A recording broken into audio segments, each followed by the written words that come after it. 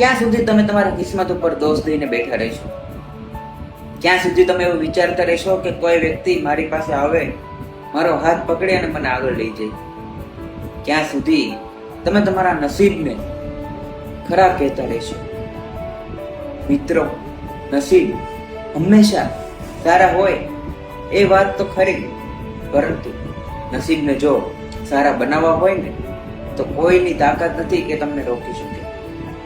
અને સારા નસીબ બનાવવા એ પણ તમારા હાથની જ વાત છે.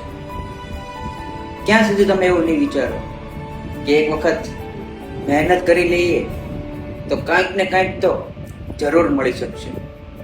કદાચ તમારી મહેનત રિઝલ્ટ નહીં લાવી શકે, અસફળ થશો, છતાં પણ તમને એવો તો અફસોસ નહીં જ રહે કે તમે કંઈ ના કર્યું.